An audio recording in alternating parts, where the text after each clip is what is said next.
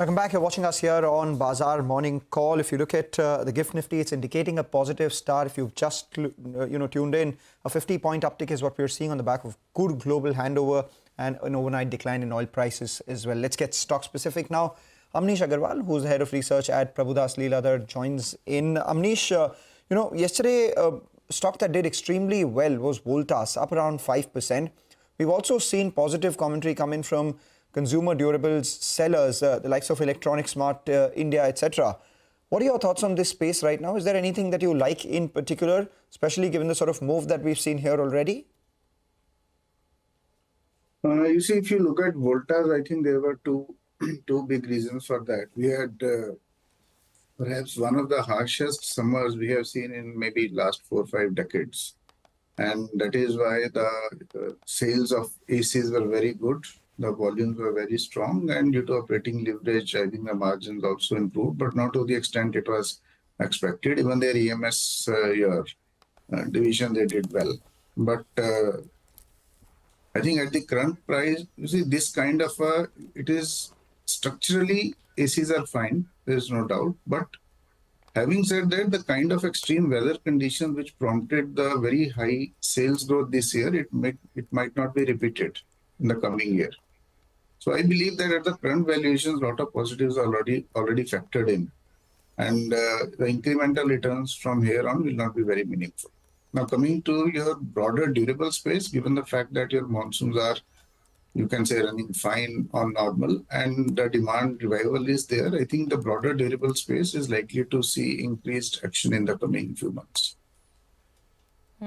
Okay. So that's Voltas and durables. Amnish, hi, morning. Let's get your views in on the oil refiners. I mean, even yesterday, there was a nice pop on most of these stocks, IOC, BPCL, HPCL, even actually the upstream guys, because of the windfall tax cut. What is the general expectation in terms of GRMs that you have as we go forward? This morning, again, there's a positive tailwind because of the fall in oil prices, maybe a trading pop. But in general, after the first quarter, what is your takeaway and what's the view on the refiners?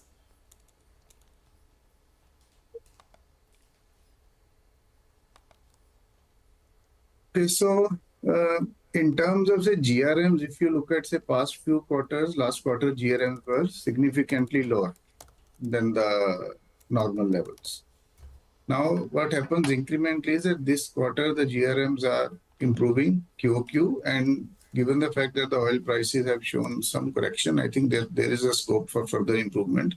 But this gave you some sort of a trading prop-up, because if you look at, say, estimates, the current estimates already factor in the GRMs, which are at a, I would say, significantly higher levels than what we have seen in 1Q of the year. So in the near term, I think there could be some, I would say, trading, you can say, kind of an opportunity, but structurally, will it lead to any earnings upgrade or something? I don't think there's a case for that.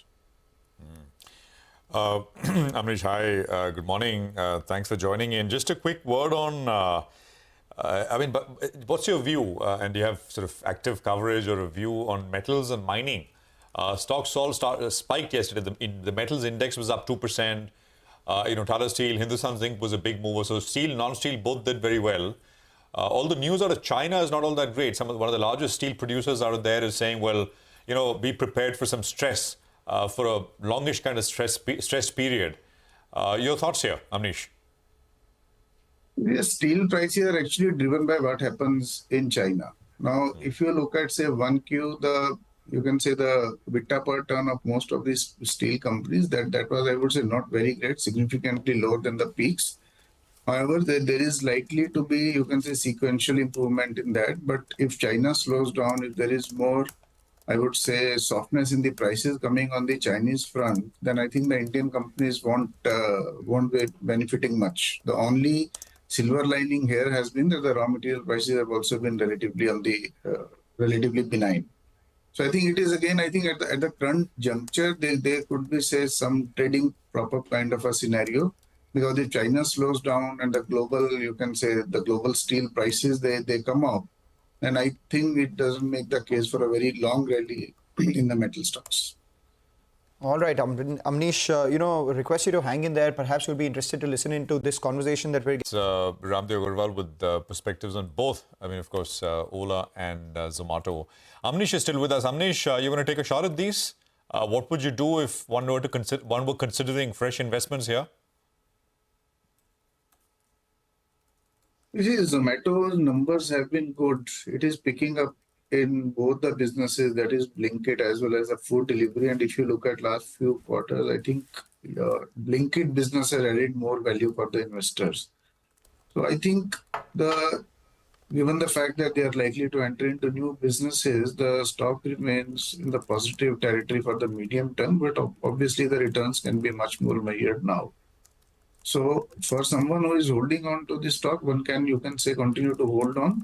But for fresh buys, one will have to be more rational in terms of return expectations. Now, as far as Ola is concerned, I think it's you can say, classic case. In the last 10 days since its listing, the stock has more than doubled.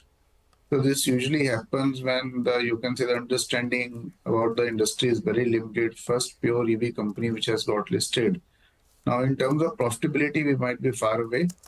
So it might take some time, but I think it is basically due to their backward integration, battery business, etc., that the stock is commanding these valuations.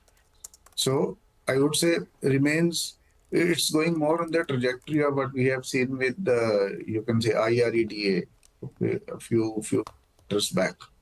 So right. I don't think it is going to crack down, but at the same time, I think incrementally one will have to be much sure as far as your numbers are concerned. But in terms of their product pricing of the bike, in terms of backward integration, if one has to take a bet on the pure EV play today in the market, in the OEMs, I think Ola is on the only vehicle for that. All right. Just be mindful of the float available here as well. 17% of the equity is available for trade right now. Obviously, the first tranche of post-IPO lock-in opens on September 5th. So